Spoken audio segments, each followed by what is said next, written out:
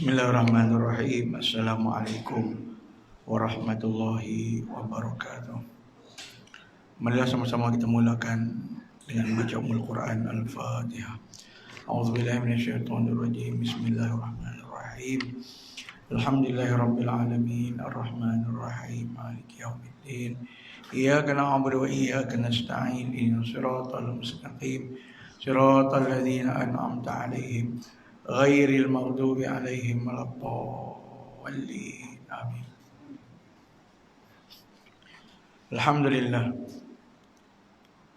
Alhamdulillahilladzi hadana li hadza wa ma kunna linahtadiya laula an hadanallah. Asyhadu an la ilaha illallah wa asyhadu anna Muhammadan abduhu wa rasuluh. Allahumma shalli wa sallim ala sayyidina Muhammad wa ala alihi wa sahbihi ajma'in. Subhanaka la ilma lana illa ma 'allamtana innaka antal alimul hakim. Rabbi shrah li sadri wa yassir li amri wahlul 'uqdatam min lisani yafqahu qawli. Amma ba'd. Alhamdulillah, insyaallah pada malam ini kita akan sambung perbincangan kita pada muka surat 213. Yang pada kuliah yang akhir itu kita berhenti pada muka surat 212. Tapi hadis yang menceritakan tentang 3 jenis manusia yang riak itu telah saya sebut juga secara tidak langsung dalam perbincangan kuliah itu. Cuma muka surat tak sampai lagi ya. Jadi kita tengok muka surat 213, cinta dunia dan mengutamakannya.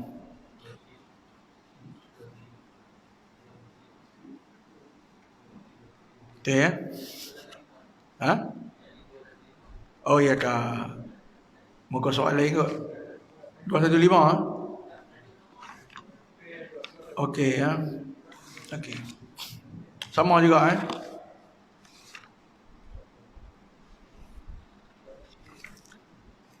Dia 215 ni cerita pangkat dan kedudukan Okey ya. Jadi cinta harta benda dunia dan mengutamakannya ke atas urusan akhirat merupakan puncak segala kesalahan dan dosa-dosa hati. Oleh kerana perbincangan kita bincang tentang hal-hal dosa yang berkaitan dengan hati. Jadi puncak kepada segala dosa hati ini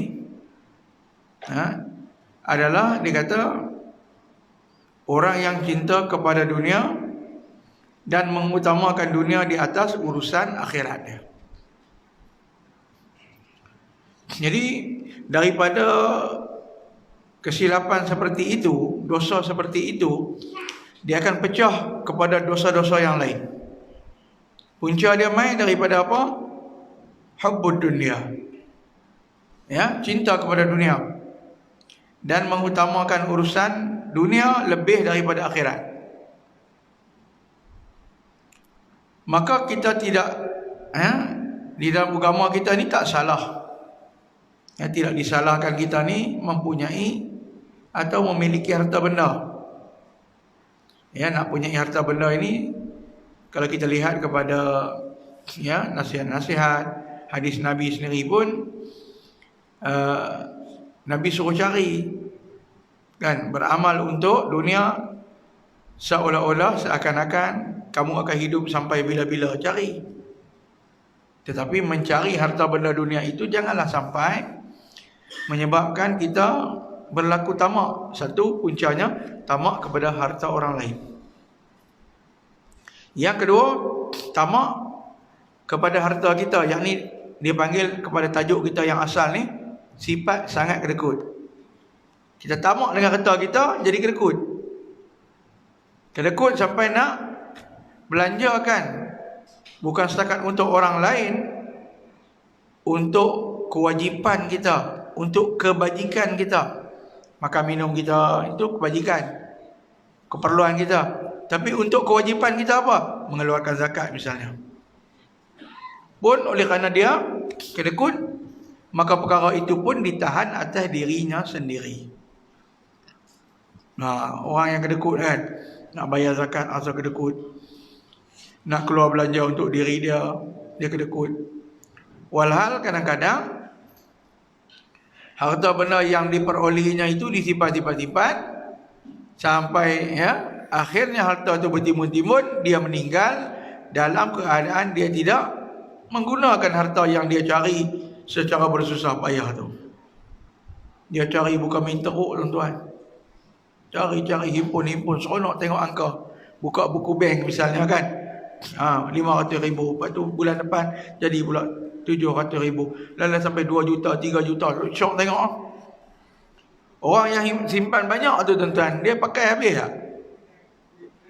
Walaupun dalam agama kita ni ada kaedah peraid untuk keluarga. Sebab tu tak boleh juga, tuan-tuan, kita kalau ada harta banyak, semua kita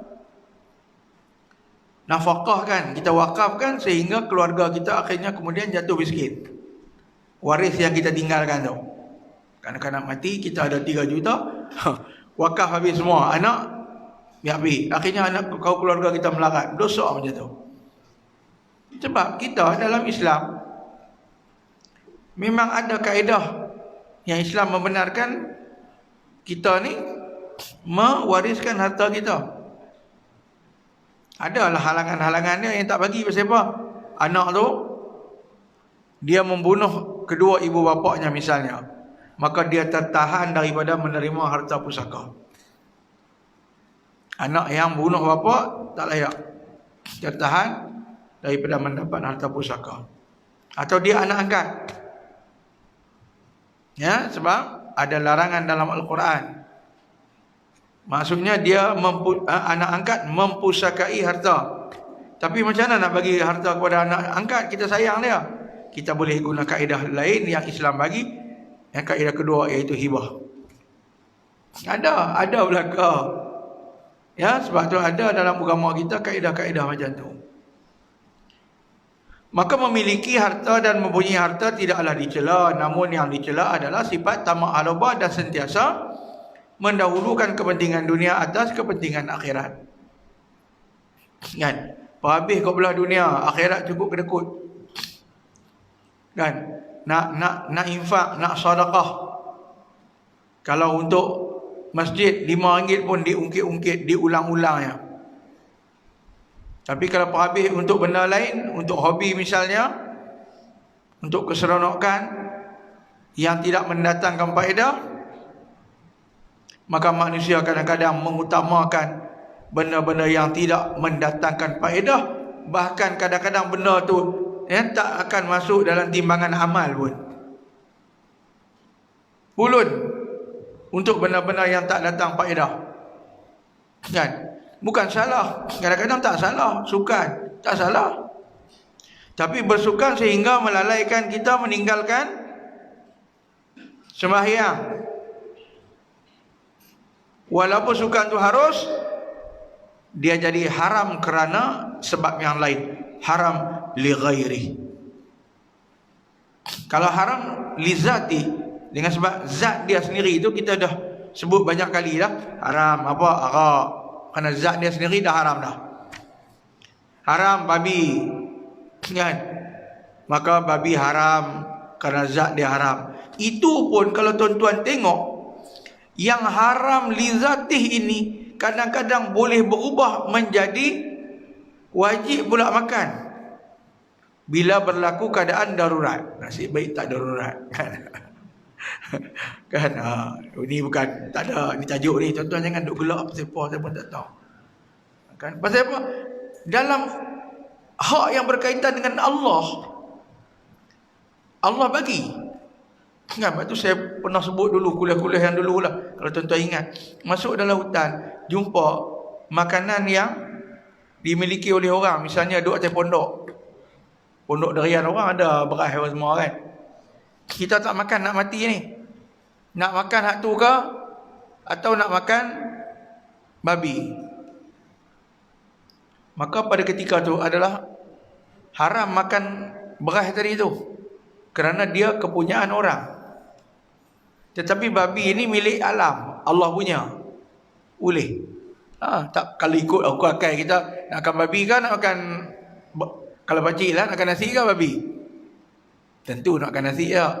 Nak naik atas rumah pula, Allahu Akbar. Kan? Lepas tu lepas makan kena menyanyi lagu suar-suai good morning. Kan? Dah makan nasi orang. Tapi babi ke apa? Tak, babi tak berdosa. Pasal babi bukan, kecuali babi yang ada nombor terlepas daripada kamu selamat. Ada nombor kat telinga dia, itu tak boleh, ada tuan. Kalau tak ada, makan yang tu. Halusi dalam bab kita dengan manusia ni Allah cukup tahan. Manusia ada dosa banyak dengan Allah. Allah boleh ampun, tapi dosa dengan manusia walaupun sedikit kena minta maaf. Jangan sombong, kena minta maaf. Sebab kadang-kadang dia boleh jadi punca penyakit kita yang menyekat kita daripada mendapat redha Allah. Sebab Allah boleh ampunkan dosa kita, bersih gitu. Pasal Allah Ta'ala Maha Pengampun. Tapi hak kita dengan manusia, kita ambil atas benda dia. Kita melakukan perbuatan yang kita kata mengambil hak dia, menyakitkan hati dia. Kalau tidak dipohon maaf kepada orang itu tidak memaafkan, maka dosa itu tidak akan terampun, dikategorikan masuk dalam bahagian yang akan ditimbang sebagai dosa. Ada kita hutang dengan orang ke apa, jangan. Hutang dengan Allah tak boleh lagi. Hutang dengan Allah tak puasa tak ganti, boleh lagi. Hutang tak bayar, pinjam duit orang tak bayar, mati syahid sekalipun tak akan dapat masuk syurga. Melainkan dia adili dulu, panggil orang tu balik. Ni, dia ni dah mati syahid dah ni. Kawan-kawan lain semua masuk syurga dah. Dia tak boleh. Lagi tak selesai kes, dibawa di mahkamah Rabbul Jalil. Panggil balik. Akhirnya akan jadi lagu mana? Hang ambil dia hari tu macam ni hutang. Okey, hang ambil apa? Dia akan ambil pahala hang. Kalau kau tu maafkan, akhirnya akan maaf lah. Ya? Sebab kes di mahkamah Tuhan semua akan selesai. Tak ada kes pending Oh ni tangguh tak ada. Semua selesai. Kalau dengan Allah selesai, senang. Dengan manusia tak selesai. Oh, yang ni yang kita tak mau. Kan kita ada dosa dengan orang. Ya, bila. Kadang-kadang kita apa? Nak minta maaf bukan senang tuan-tuan. Dia tak? Nak kata kat orang sedap. Nak minta maaf payah. Okey. Jadi maka oleh sebab tu kita tengok, ya, oleh kerana haram li ghairi, walaupun dia halal, tapi haram kerana ambil hak orang lain. Dia jadi haram kerana mencuri misalnya. Benda halal tapi curi, haram. Kalau haram li zati, darurat, tak ada benda, terpaksa makan jadi tak dosa. Boleh nampak tak? Yang tu walaupun kita tengok babi asal dia memang haram, tapi ada sebab yang masih lagi ruang, darurat, rukhsah, dipanggil keringanan, yang menyebabkan hukum boleh berubah dengan sebab berubah keadaan.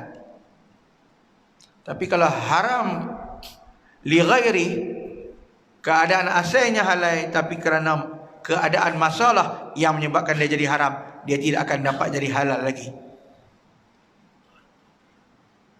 Berat. Kadang-kadang kita dah ingat dosa dengan Tuhan, dosa dengan ni. Kita semayang baguslah dengan Allah Ta'ala, menyakitkan hati jiran. Apa jadi? Apa jadi kepada orang tu? Nabi sebut kepada satu orang perempuan, ya, dalam kitab bab kejiranan, Dr. Ali Hashimi, ya, dalam kitab dia yang bertajuk apa, satu kitab yang Dr. Ali Hashimi sebut ni, dia kata pasal dia panggil apa? Kepribadian Muslim, syakhsiyatul Muslim.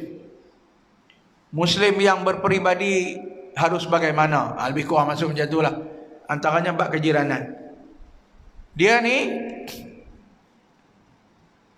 semayang tahajud tak tinggal, puasa sunat selalu, tapi menyakitkan haiwan ternakan dia. Haiwan ternakan, binatang tu. Dia buat jahat kat binatang saja tak masuk syurga. Bagaimana pula dengan keadaan hayawanun natiq, binatang yang bercakap, manusia ni. Manusia ni pun dalam kitab panggil hayawan juga. Kalau mengaji Usuluddin dia panggil hayawanun natiq, haiwan yang boleh bercakap. Kita ya tak ada benda-benda lain tak boleh cakap. Haiwan lunatik tu manusia. Kalau kita buat jahat ke binatang pun menyebabkan kita tertahan masuk syurga, Allah tahu dalam neraka, diseksa sampai ke tahap selesai barulah dimasuk balik ke syurga sekiranya imannya tidak batal. Apatah lagi kalau dengan manusia. Waktu kan, dia ni masuk neraka kerana apa kata Nabi? Kerana dia selalu menyakiti hati jirannya. Jiran pula dalam Islam ada banyak jenis.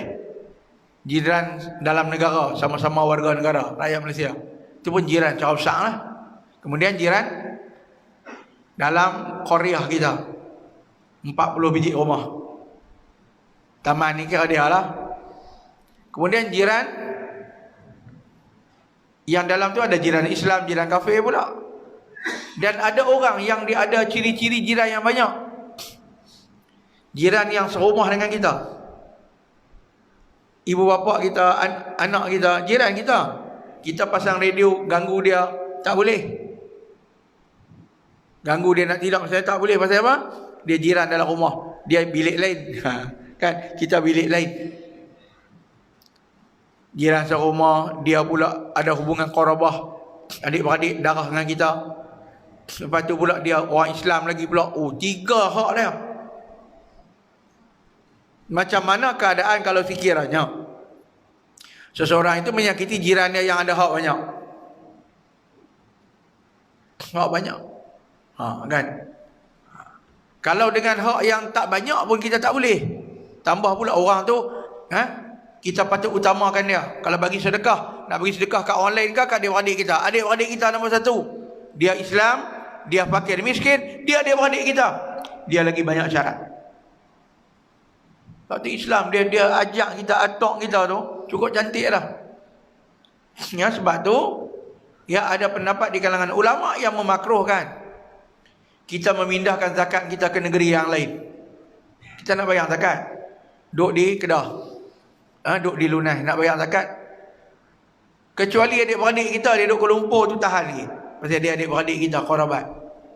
Tapi kita nak pindah pergi tempat lain, makruh. Kecuali memang tempat tu sangat teruk lah. Kita pergi cari fakir miskin di Pulau Pinang, padahal di Lunai pun ada. Tak boleh. Bahkan ulama ada juga satu pendapat lagi, wajib membayar zakat di tempat di mana kamu mencari rezeki. Kan? Kamu ambil hasil di situ, bayar di situ. Duk Lunai, kerja di Tanjung, bayar Tanjung. Kan ada pendapat yang sebut sampai macam tu. Di mana tempat kamu mencari rezeki, di situ kamu layak membayar zakat. Sebab itu ada di kalangan ulama yang memakruhkan orang membayar zakat fitrah di kampungnya sedangkan dia bekerja di tempat lain, di Kuala Lumpur misalnya. Bayar di Kuala Lumpur. Tapi ada, tuan-tuan jangan salah faham, ada ulama lain yang berpendapat bahawa wajib membayar zakat itu ialah di mana tempat terakhir kata mereka kamu nak mendirikan solat hari raya. Jadi kamu daripada Kuala Lumpur balik-balik pergi Kedah, Lunai, nak raya di Lunai, bayar kat Lunai. Ini pun ada pendapat juga. Jadi tuan-tuan ambil yang mana? Ambillah yang mana pun. Kan? Kita tidak terlalu ketat dalam bab ni sebab dia ada beberapa pendapat. Maka oleh sebab tu yang Allah marah ni apa? Orang yang diambil kepentingan dunia lebih daripada akhirat. Ada akhirat ni dia hal yang berkaitan dengan Allah Ta'ala. Hak Allah Ta'ala. Kan? Hak kita dengan jiran tu. Ya, apa kena mengena dia dengan Allah Ta'ala? Kerana dia adalah jiran yang seagama dengan kita. Adalah hubungan daripada sudut agama. Ya. Maka oleh sebab tu kepentingan akhirat ni mesti diberikan keutamaan. Ya, tak boleh ya atas kepentingan dunia kita meninggalkan akhirat. Apa akhirat dia? Misalnya waktu sembahyang kita. Ya, kita duk ulun buat benda lain sampai meninggalkan sembahyang. Jadi itu maknanya orang yang cintakan kepada dunia. Maka Allah menerangkan keadaan orang yang mengutamakan dunia ini dengan firman-Nya di dalam surah An-Nazi'at, yaitu maksud dia adapun orang-orang yang melampaui batas dan lebih mengutamakan kehidupan dunia, maka sesungguhnya nerakalah tempat tinggalnya. Pasal apa? Dia utama dunia. Akhirat tak peduli. Kadang kita tengok manusia, dia pun habis duit dia, misalnya. Dia pun habis masa dia, ya, untuk urusan-urusan yang tidak mendatangkan faedah. Lalu dilanggarnya hak-hak akhirat, hak-hak yang berkaitan dengan agama.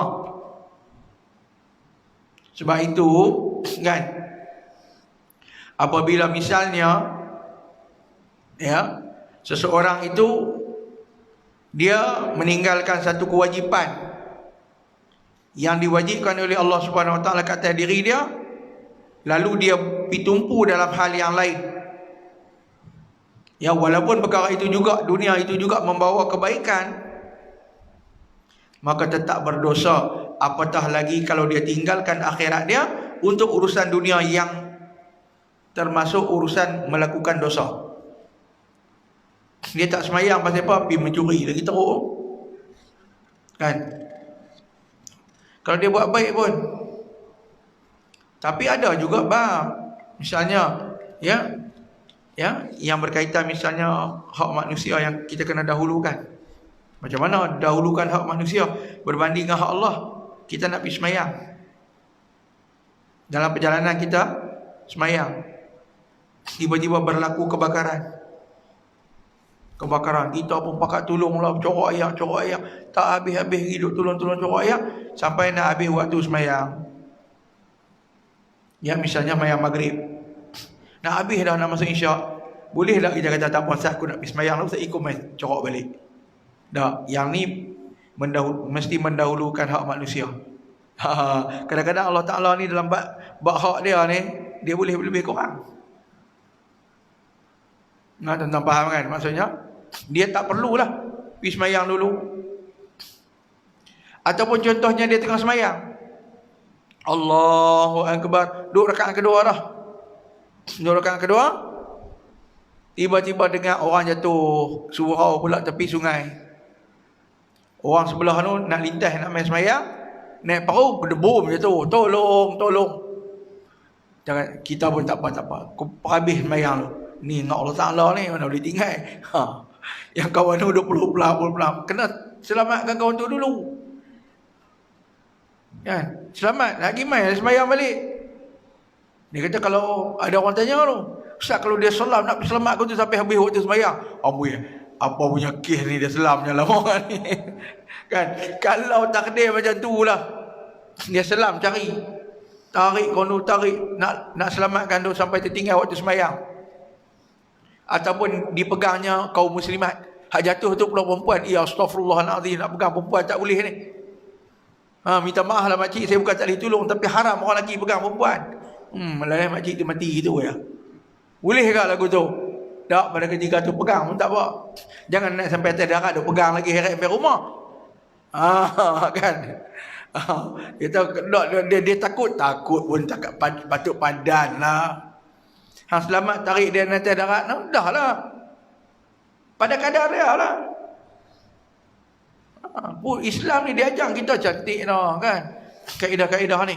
Ya, maka sebab tu ada ketika juga hak Allah boleh kita tinggalkan dengan sebab nak menolak mudarat. Walaupun agama tu duduk nombor satu, bawah tu baru kita kata apa? Jiwa ataupun nyawa duduk nombor dua. Ada ketika nyawa naik duduk nombor satu balik. Pasal keadaan tu boleh jadi berubah. Tuan-tuan ingat tak kita mengaji dulu dia punya hierarki dia macam mana? Nak susun yang mana patut kita bagi keutamaan, ingat tak? Ajnah, ingat tak? Agama, jiwa, nasab, akal, harta benda, ingat tak? Lupa juga PKP punya pasal ni. Hak ni saya tak tahu, ni mungkin masa saya ajak bab ni mungkin dah 2-3 tahun lepas kot. Lama dah tuan-tuan. Bab ni dia awal dulu ni. Cara nak hafal, yang kata susunan daruriyatul khams, 5 keutamaan yang patut diberikan. Susunan dia ajnah.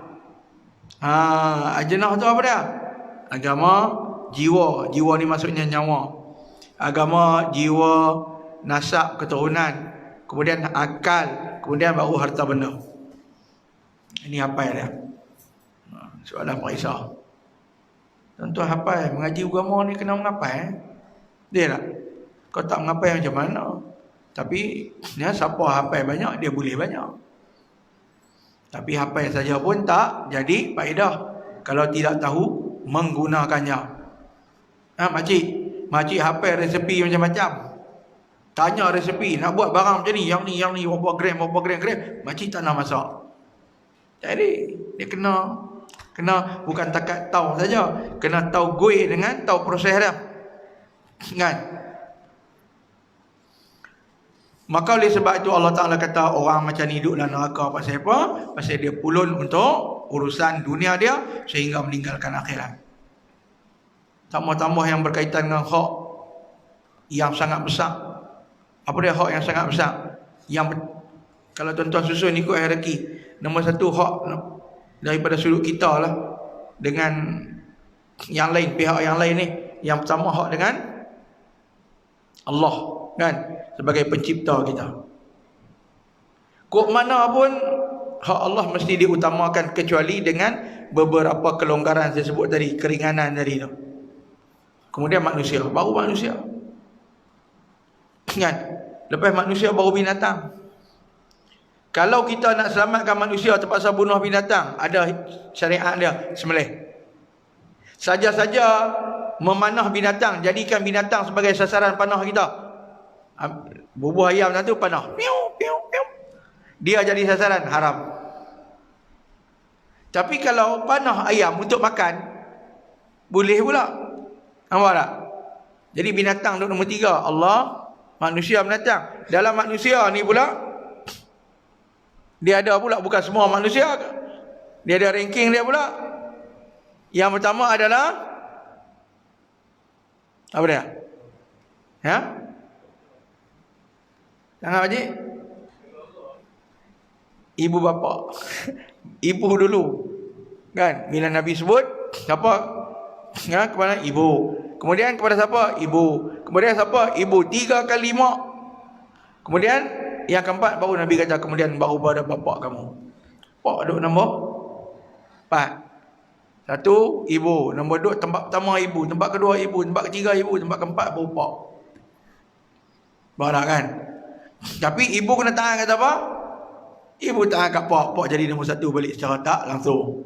Jangan risau. Tengok muka orang lelaki risau tadi tu. Kan? Orang lelaki dia ada style lain pula. Ya, ibu dia nombor 1. Ibu kepada anak-anak dia, dia nombor 1 balik Sebab ya, isteri ni ya, redha dia adalah di bawah keredaan suami dia. Kita di bawah keredaan ibu kita. Betul tak? Kan? Hai, duk baca hadis dah kan? Al-jannah, syurga, takhta akhdami ummahat. Syurga terletak di bawah tapak kaki mak. Betul? Tak bisa dengar? Mohon sangat. Kita duk hafal lama dah. Syurga di bawah tapak kaki ibu. Betul? Mak kita. Mak kita suruh, isteri kita suruh. Mana nak ikut lu? Bang, nak pergi pasar malam. Lalu saya bagi contoh. Bang, nak pergi pasar malam. Janji-janji dah. Bukan pasar malam. Pasar malam tak apa power sangat. Tiba-tiba isteri kita janji dengan kita lah. Tiba-tiba nak pergi berjalan, pergi mana-mana. Booking lah apa semua lah kan. Tiba-tiba ibu kita beritahu, Mat, minggu ni Mat, hang tak usah duk pergi buat mana lah. Mak nak ajak hang pergi makan kenduri. Kita janji nak pergi bercuti dengan isteri kita. Mak dah nak pergi Langkawi dah, tak beli apa lagi lah, baru nak pergi. Mak kita ajak pergi Melaka, pergi makan kenduri rumah Pak Ngah hang. Dah 25 tahun dah mak tak jumpa. Tu dia ayat tu. Tuan-tuan nak pergi mana? Nak pergi Langkawi ke nak pergi Melaka? Ai, tulis nama. Makcik buat macam ni ya. Kan?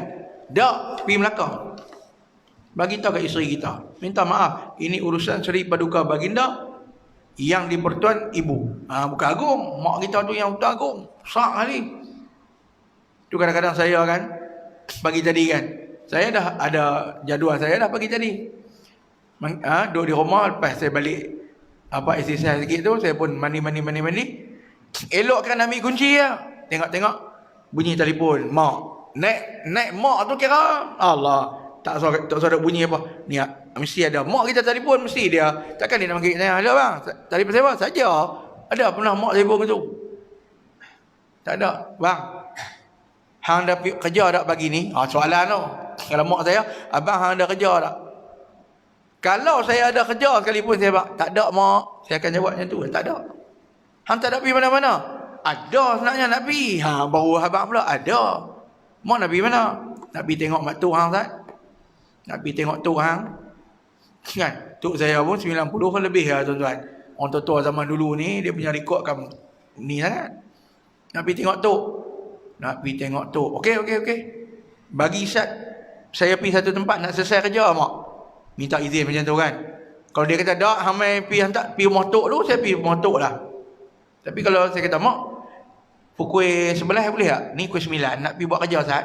Selesai kerja saya pergi ambil mak. Mak pun kadang-kadang dia bukan kejam sangat. Nanti abang apa? Tak apa. Hang selesai kerja hang dulu, saya pergi telefon. Wajib lah tu.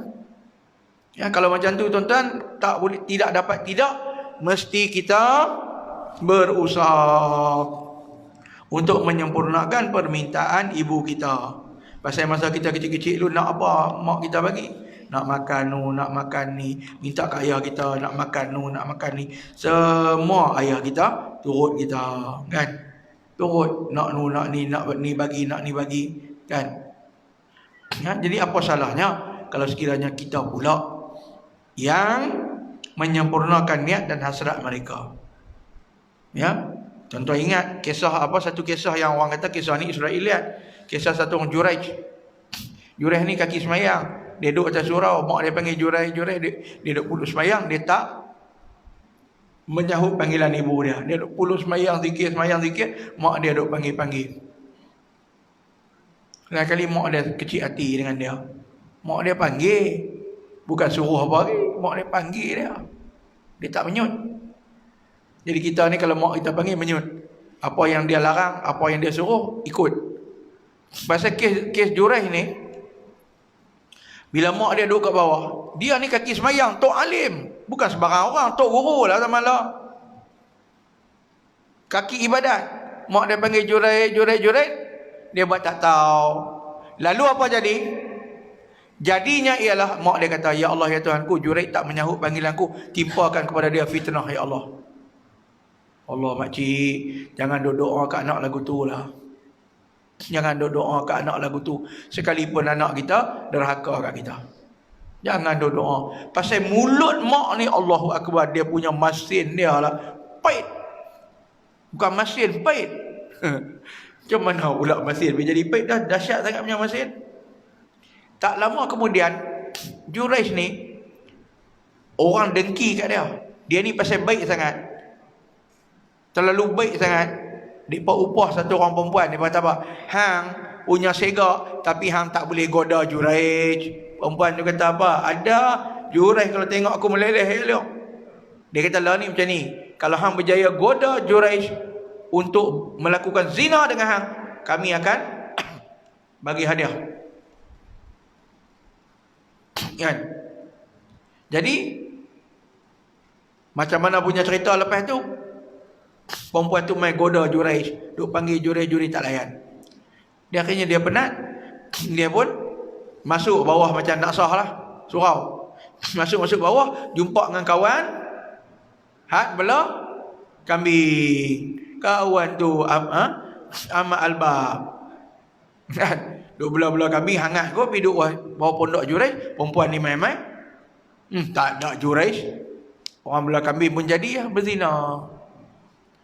berzina tu lepas mengandung, dia baru bukti kata dia tu buat zina kan. Dia pergi jumpa dengan puak-puak tu, claim lah dia punya. Dia kata anak siapa? Anak Juraij lah. Kayaknya puak ni dengar ke orang lain cerita tu. Mereka kata tak guna betul tu alim, harap sabar saja besar, lilit kiri kanan. Oh, buat kerja jahat. Mereka pergi pukul Juraij.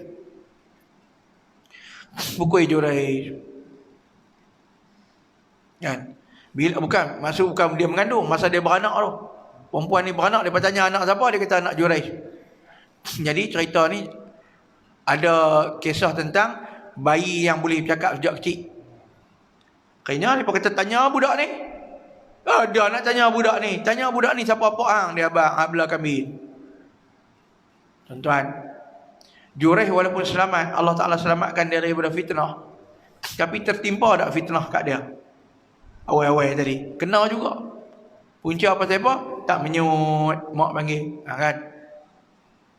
Kita pun balik lagi, ramai sini sat, anak kita hang kalau tak menyut, mak doa kat hang pergi, jangan duk gempak. Tapi yang tu kita kena ambil berat, kan?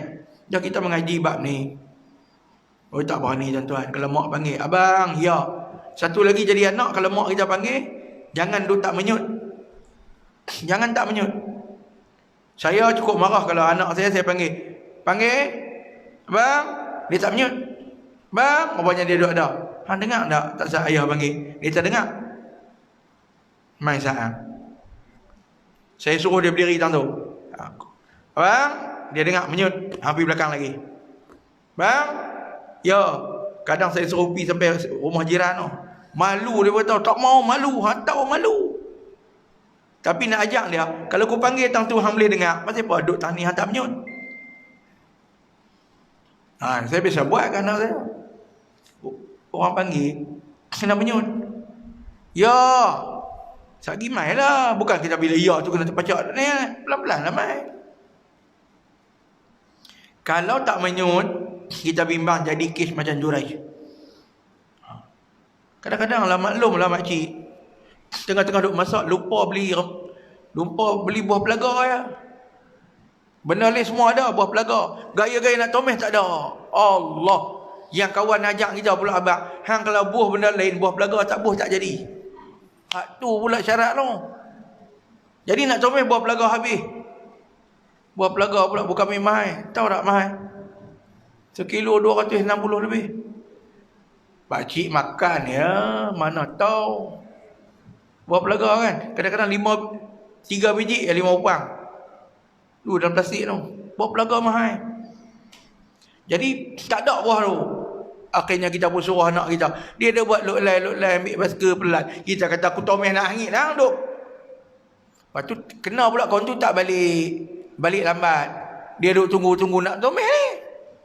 Rupanya kawan tu sampai tang tu, di kedai tu ramai beratur nak scan. Lambat lah. Kan? Metet, lagi metet, tulis nama pula kan.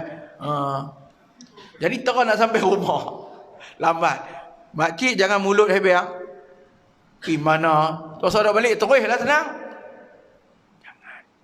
Tengok dia tu, pula pedara, bom jatuh.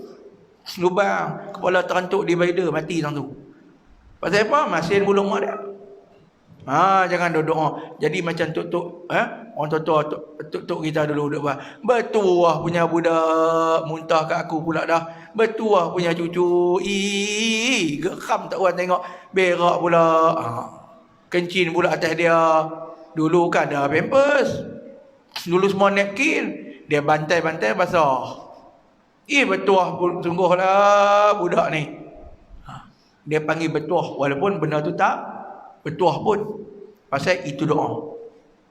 Jadi kita jangan. Jangan kisah Juraij. Pasal kisah Juraij ni, ibu nak buat doa. Lepas tu kita kata tadi apa? Barulah datuk, nenek kita semua tu. Maknanya dalam sekalian manusia ni, taat. Ibu bapa tu nombor 1. Lepas tu barulah kita kata orang lain. Ya. Lepas tu bos kita ke apa tu, kedudukan kemudian lah. Nak ceritanya apa? Hak ni Allah Ta'ala susun. Manusia, ya Allah, manusia. Tapi ada ketikanya saya kata tadi tu, hak manusia ni kadang-kadang loncat naik atas pasal apa? Ada kecemasan yang berlaku. Kecemasan. Rumah terbakar, kan tadi. Rumah terbakar, orang jatuh lemah, macam tu. Maka sebab tu, bila kita tengok keadaan macam ni, ya, apabila Allah kata, maka berpalinglah wahai Muhammad daripada orang yang berpaling daripada peringatan kami dan tidak menginginkan kecuali kehidupan dunia. Itulah sejauh-jauhnya pengetahuan mereka. Kerana ada di kalangan manusia, nanti bila Nabi ajak mereka kepada Islam, mereka tak mau. Sebaliknya apa berlaku? Mereka menyahut kepentingan dunia daripada apa yang Nabi suruh. Ini berlaku kepada sahabat Nabi yang bernama Hatim bin Abi Balta'ah. Hatim bin Abi Balta'ah ni apa?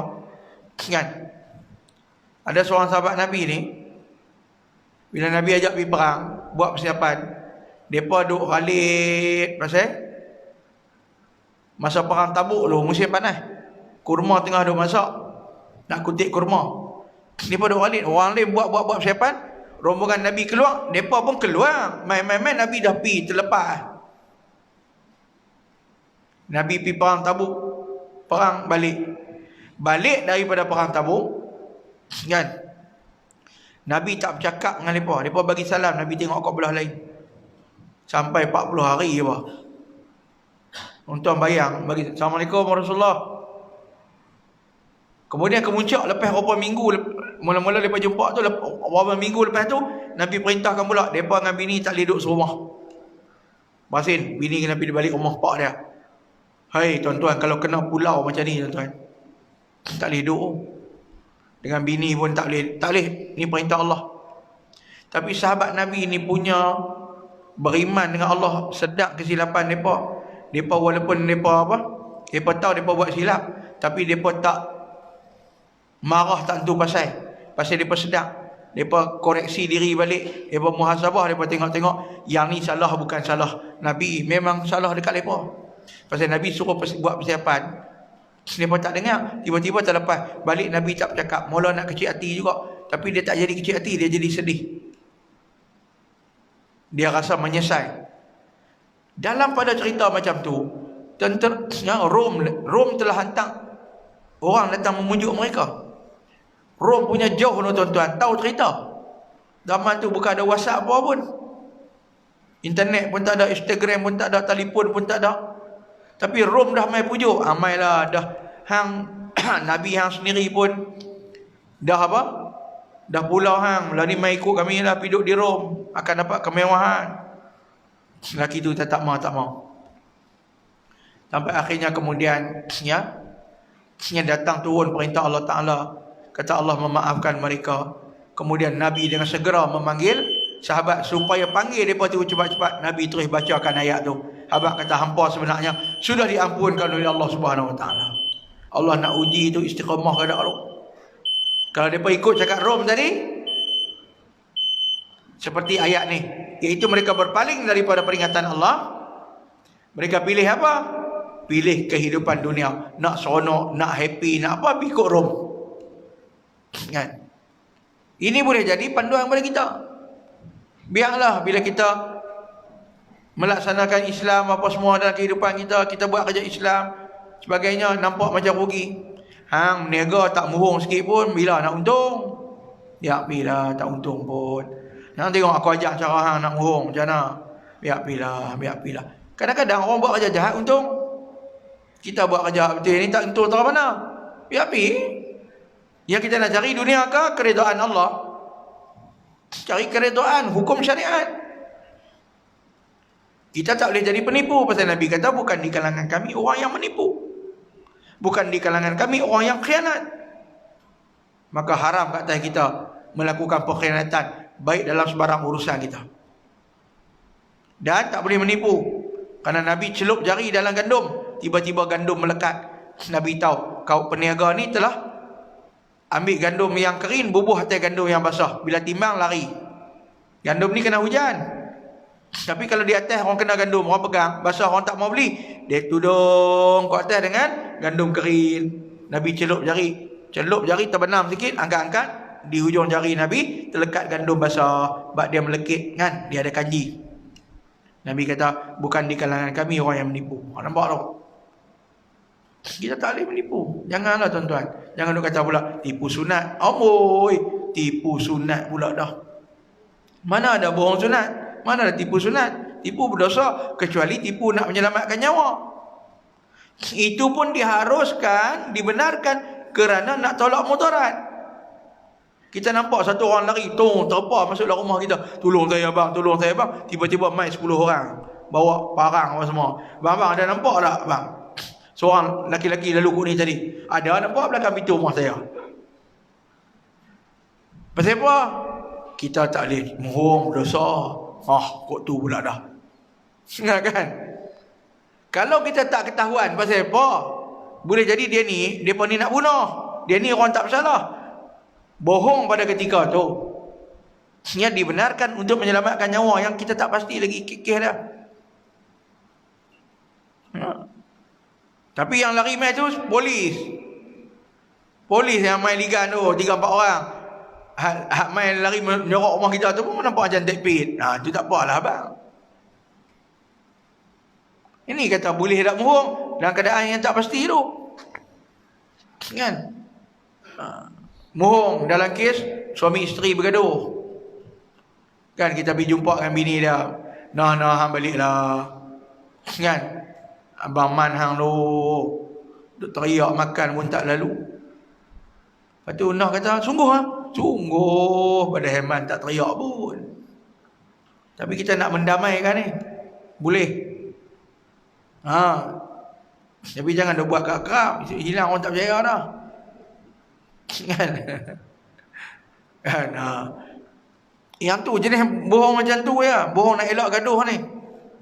Tapi kalau bohong untuk menipu dengan tujuan nak melakukan pencabulan atas harta orang lain, tetap haram. Tu kadang-kadang hukum ni kata, lepas tu kita pegang pada kaedah dia, berubah hukum dengan sebab berubah keadaan. Taghayyurul ahkam bi taghayyuril azman. Dia bukan duduk dalam hukum fiqh, dia duduk dalam qawaid fiqhiyah. Kaedah-kaedah hukum. Dia bukan hukum, bukan hukum hakam, kaedah hukum. Kaedah nak mengeluarkan hukum. Lepas tu kita duk mengaji fiqh muamalat, fiqh ibadat, fiqh ni. Dia qawaid fiqhiyah ni apa yang kita mengaji dalam kitab kita ni. Antaranya sebenarnya qawaid fiqhiyah ni jauh lebih luas lagi. Tapi ada di pertengahan kitab kita ni dengan tujuan untuk kita buat keputusan mana perkara yang patut kita lakukan pada ketika itu. Ya kan? Lama dah kita bincang kitab ni tuan-tuan, tak habis lagi. Maka oleh sebab itu, ya, apabila manusia ni diberikan kepada kamu nikmat dunia ataupun apa yang ada di sisi Allah itu akhirat, maka apa yang di sisi Allah ataupun akhirat itu adalah lebih baik. Wal akhiratu khairun wa abqa. Apa yang ada pada sisi akhirat itu adalah lebih baik dan kekal. Kekal di mana? Di akhirat nanti. Kita dapat syurga kekal. Dapat dunia kekal tak? Kadang-kadang tak kekal. Sebelum kita mati pun apa yang kita dapat tu boleh jadi hilang pula. Maka baginda sallallahu alaihi wasallam menjelaskan bahawa cinta dan tamak halwa, yakni wahan kepada harta benda dan kekayaan dunia itu adalah merupakan salah satu penyakit berbahaya yang melemahkan sikap perjuangan satu umat. Meskipun bilangan mereka banyak, namun mereka tidak akan menjadi satu umat yang kuat. Sebab tu dalam satu hadis, kalau kita tengok hadis akhir zaman, Nabi kata umat Islam ni macam dulang makanan. Puak-puak musuh main kerumun dulang duk makan kita ni, macam meratah kita, macam meratah makanan dalam dulang. Maka sahabat tanya kepada Nabi, adakah kami pada ketika itu, wahai Rasulullah, jumlah kami sedikit? Yang duk ratah kami itu pasal kami sikit ke? Nabi kata tak. Tapi kamu pada ketika itu ditimpa satu penyakit, iaitu al-wahnu, penyakit wahan. Maka sahabat tanya Nabi sallallahu alaihi wasallam, ma wahiyal wahnu, apakah yang nama penyakit wahan itu wahai Rasulullah? Nabi kata hubbud dunya wa karahiyatul maut. Kamu cinta kepada dunia dan takut mati. Lalu bila kamu cinta dunia, takut mati, kamu berusaha untuk kepentingan dunia kamu sahaja, tidak meletakkan akhirat sebagai keutamaan, maka kamu jadi lemah. Kan? Bila patutnya umat Islam ditindas dan sebagainya, kamu tak bangkit berjihad. Pasal apa? Sayang harta, takut nanti harta hilang. Akhirnya menyebabkan kamu jadi lemah. Musuh-musuh Islam meratah kamu. Ya, macam mana mereka meratah makanan dengan begitu lahap. Maka demikianlah sifat yang kita kata, ya, cinta kepada dunia dan mengutamakannya. Maka oleh sebab itu tuan-tuan, mudah-mudahan ya, kita pun ada kepentingan dunia. Kita pun ada benda-benda dunia yang kita nak cari, makan, minum, belanja, anak pinak dan sebagainya, cari. Tapi untuk mengelakkan dia jadi cinta kepada dunia semata-mata, tidak cinta kepada akhirat. Ya, kita nak jadikan pekerjaan dunia kita tu pekerjaan akhirat, maka pastikan jalan kerja kita ikut syariat. Meniaga ikut syariat. Jadi halal jadi akhirat juga pahala. Bila jadi pahala jadi akhirat. Bila kita menipu dapat dosa, itu jadi dunia. Perbuatan yang mendapat dosa dikira sebagai perbuatan dunia. Perbuatan yang membawa kepada pahala dikira perbuatan akhirat, sekalipun perbuatan itu nampak dunia. Punya Allah Ta'ala ajak kepada kita, ya, bahawa yang dikatakan amal baik ni apa? Seringan-ringan, kan? Perbuatan baik ni apa dia? Ya, mengangkat sesuatu yang menyakiti di jalanan. Angkat duri di atas jalan. Maknanya angkat mudarat atas jalan tu. Kalau kita tengok paku ke apakah, kita ambil buang. Itu maknanya selemah-lemah iman. Setinggi-tinggi iman adalah mengucap 2 kalimah syahadah. Seringan-ringan iman ialah membuang sesuatu yang menyakiti di jalan. Tengok tuan-tuan. Maknanya nak elak mudarat atas diri orang pun, walaupun kita buang paku, itu adalah urusan akhirat yang mendatangkan pahala. Jadi banyak lagi urusan lain-lain tuan-tuan yang besar lagi. Yang macam buang paku tu pun Allah Ta'ala kira sebagai iman. Takkan kita sedekah, bayar zakat, tolong orang, Allah tak kira.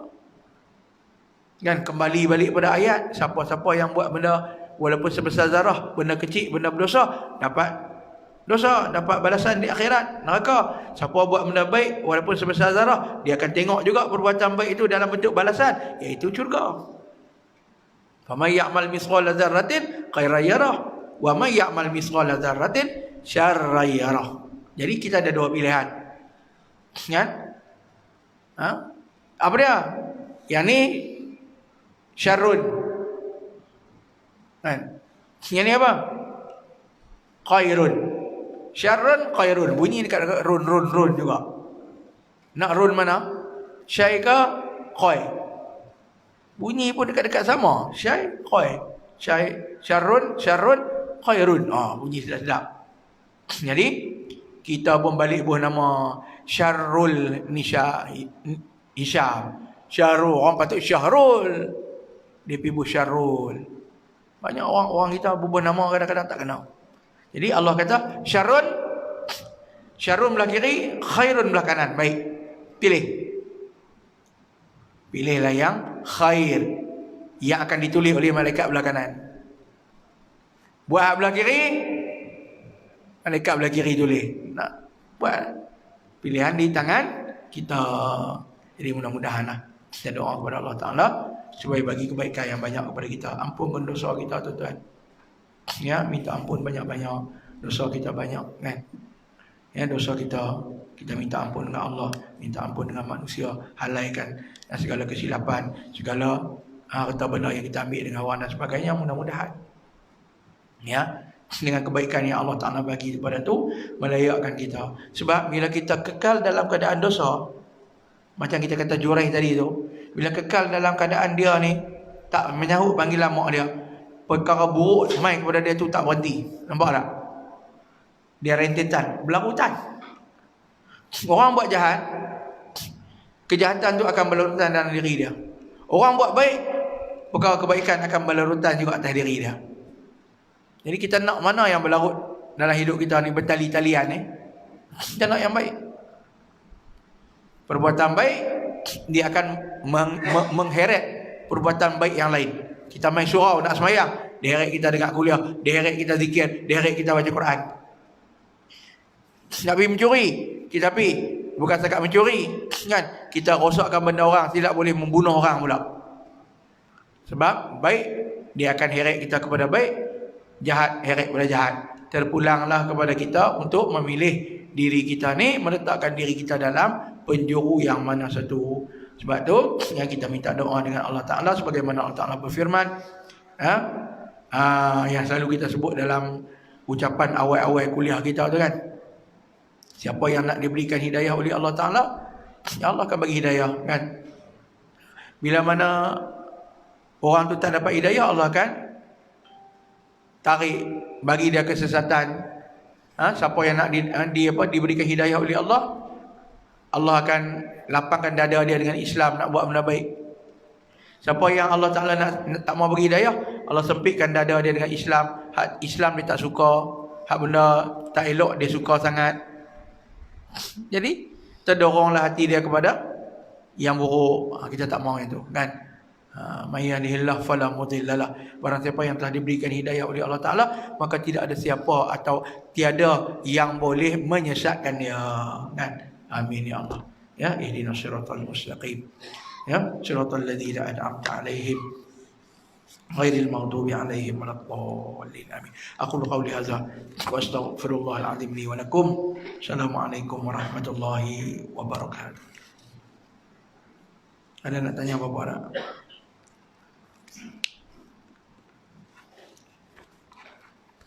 Radina billahi rabba bil islami dina wa bi Muhammadin sallallahu alaihi wa rasulah. Allahumma aftah alaina futuhal arifin warzuqna fahman nabiy bi khatamil mursalin. Allahumma tahhir qulubana minan nifaq wa'malna min riya' silatana minal kadhib wa uyunana min qiyana fa innaka ta'lam qa'inatul a'yun. Rabbana atina fid dunya hasanah wa fil akhirati hasanatan wa qina adzabannar. Sallallahu ala sayyidina Muhammad wa ala alihi wa sahbihi wa baraka wa sallam. Alhamdulillahirabbil alamin. Taqabbalallahu minkum.